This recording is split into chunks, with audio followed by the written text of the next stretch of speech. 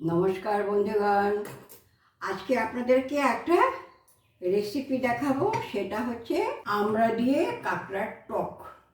এই আমড়াটা আমাকে আমাকে কাঁকড়াটা দিয়েছে, আমার একজন মাছ দেয়, সবসময় দেয়, যখন আমার প্রয়োজন হয় বললে দিয়ে। সে তার নিজের গাছের আমড়া দিয়েছে আর কাঁকড়া দিয়েছে। কাঁকড়াটা আমি কিনে নিয়েছি, ওটাও আমাকে ভালোবেসে দিয়েছে দিদাকে। হ্যাঁ, এই যে কাঁকড়া আছে, আমি দুভাগ করে রেখেছি। এতটা লাগবে না, তো যেটা লাগবে এইটুকুনি রান্না করব, আর এইটুকুনি আমি রেখে দেবো, কালকে আবার অন্য কিছু রান্না করব।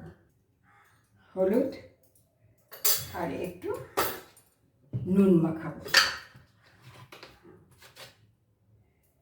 একটু নুন মাখাবো, ব্যাস হয়ে গেল। এবার আমি আমড়াগুলো একটুখানি ছুলে নেবো, বটি দিয়ে একটু ছুলে নেবো, বা যেটা ছোটে যে ছুটোনি তাই দিয়ে ছুলে নেবো। হ্যাঁ, আচ্ছা, এটা আমি নুন হলুদ দিয়ে ঝাঁকিয়ে নিলাম, হাত আর লাগালাম না। এইবার আমি কড়াইটা বসিয়ে দেবো, কাঁকড়াটা ভাজা শুরু করব। ফোড়নে দেব হচ্ছে একটা শুকনো লঙ্কা, একটু কালো সর্ষে, আর হাফ চামচ হলুদ, হাফ চামচ লঙ্কার গুঁড়ো, কালো সর্ষে দেবো। হ্যাঁ, থাকলো। কাঁকড়াটা ভাজার জন্য বেশি তেল লাগবে না কাঁকড়া ভাজতে, অল্প পরিমাণে তেল দিলাম। তেলটা গরম হতে থাক, ততক্ষণ আমি কয়টা আমড়া কেটে নিই। অনেক আমড়া দিয়েছে আমাকে, অত আমড়া তো লাগবে না, পরে একদিন টক ডাল ঝাল করে খেয়ে নেবো। তেল গরম হয়ে গেছে, একটু সাদা দিয়ে চারদিক ঘুরিয়ে নেবো। ঘুরিয়ে নিয়ে আমি মাছটা ছেড়ে দেবো।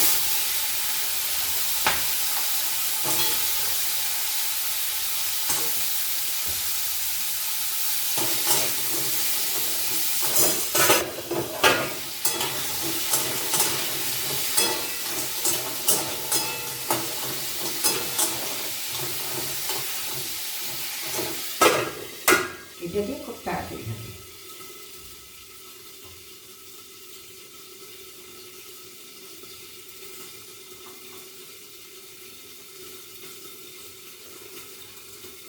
এরকম ভাবে আমি সবকটা ছুলে নেব। এবার কাঁকড়া ভাজা আমার হয়ে গেছে, কাঁকড়া এবারে নামিয়ে রাখবো।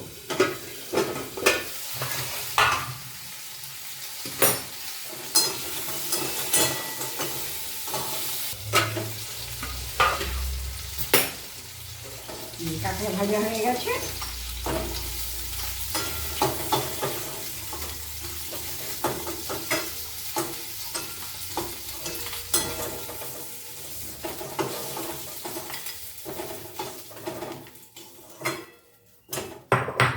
এবার আমি এর মধ্যে একটু তেল দেবো। টক তো, টকে বেশি তেল লাগে না। হ্যাঁ, একটুখানি তেল আছে, হাফ পাটির মতন আছে, আর আমি এক পাটি তেল দেবো, ব্যাস হয়ে গেল। তেলটা গরম হলো, আমি এবারে একটু শুকনো লঙ্কাকে দিয়ে দিলাম। আর এই মশলাটার মধ্যে আমি একটুখানি জল দিয়ে গুলিয়ে রাখবো। হয়ে গেল। এইবারে হলো এই যে কালো সর্ষে দিলাম,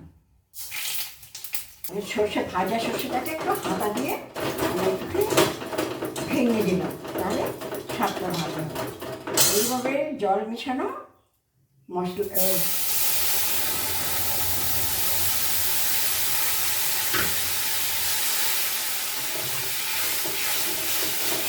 হলুদ আর লঙ্কার জলটা দিয়ে দিলাম।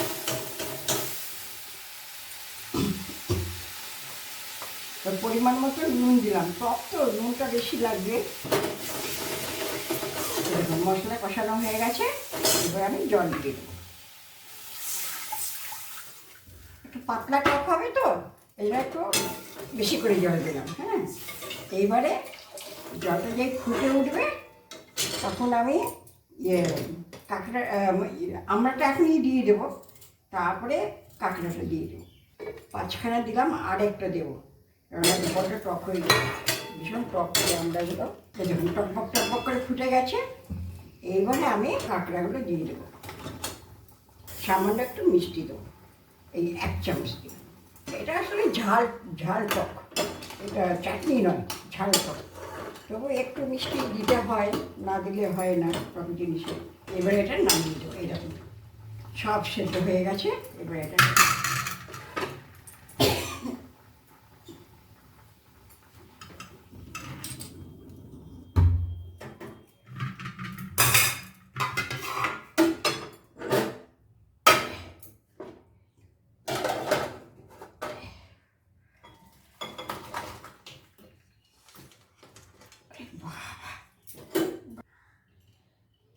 দেখুন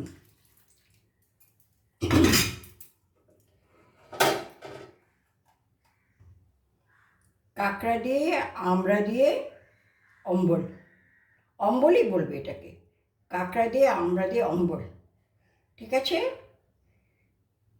এবারে খেয়ে আপনাদের বলবো। আমি খাবো আজকে, আমার হাজব্যান্ডের তো অ্যালার্জি আছে, উনি চিংড়িও খান না, কাঁকড়াও খান না। আমি খেয়ে টেস্ট করে আপনাদের বলবো। বন্ধুগণ, এই যে আমার হাজব্যান্ড, ওনার জন্য আজকে রান্না হয়েছে। আর ওনার রান্নাগুলো আমি করিনি, আমি শুধু কাঁকড়া দিয়ে আমড়া দিয়ে যে অম্বল সেটাই করেছি। ওনার জন্য আজকে ঘরে রান্না হয়েছে উচ্ছে ভাজা আর কাতলা মাছের ঝোল, ডাল আর এই পাঁপড় শাকা, আর থাকবে সঙ্গে দই। দইটা আমাদের 12 মাস ঘরে আমি নিজে পাতি। হ্যাঁ, এবার তুমি খাও। তোমাকে আজকে উনি আজকে কোনো রিভিউ দিতে পারবেন না, কারণ কাঁকড়া উনি খান না, চিংড়িও খান না, কাঁকড়াও খান না। কাজে কাঁকড়াটা আমিই বলবো কেমন হয়েছে।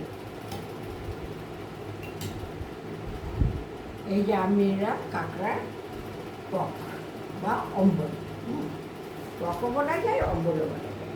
আমি খেয়ে বলছি আপনাদের কেমন হয়েছে।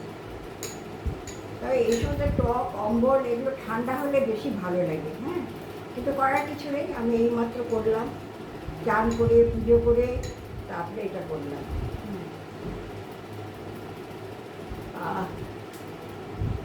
দারুণ হয়েছে, আমার মনের মতন হয়েছে। আমি যে টক খেতে ভালোবাসি, একদম ঠিক সেরকম হয়েছে, খুব সুন্দর হয়েছে খেতে। আমার নিজের রান্না নিজেই বলছি, আপনারা এরকম কাঁকড়া দিয়ে আমড়া দিয়ে করে খাবেন, খুব ভালো লাগবে খেতে। এই ঝাল দিয়ে করবেন, ঝাল নুন সামান্য একটু মিষ্টি দেবেন, যে যেমন টক খান সেই পরিমাণ আমড়া দেবেন। হ্যাঁ, আমার এটা আমড়া বেশি লেগেছে কেন, এটা বিলেতি আমড়া, তাই টক হচ্ছিল না বলে আমি আরও দুটো দিয়ে দিয়েছিলাম। আচ্ছা, ওকে, ভালো লাগলো বলবেন, মন্দ লাগলেও বলবেন, আর খেয়ে কমেন্টসের মাধ্যমে আমাকে জানাবেন। হ্যাঁ, ভালো হলো কি মন্দ হলো। লাইক করবেন, সাবস্ক্রাইব করবেন, শেয়ার করবেন। ওকে, থ্যাংক ইউ।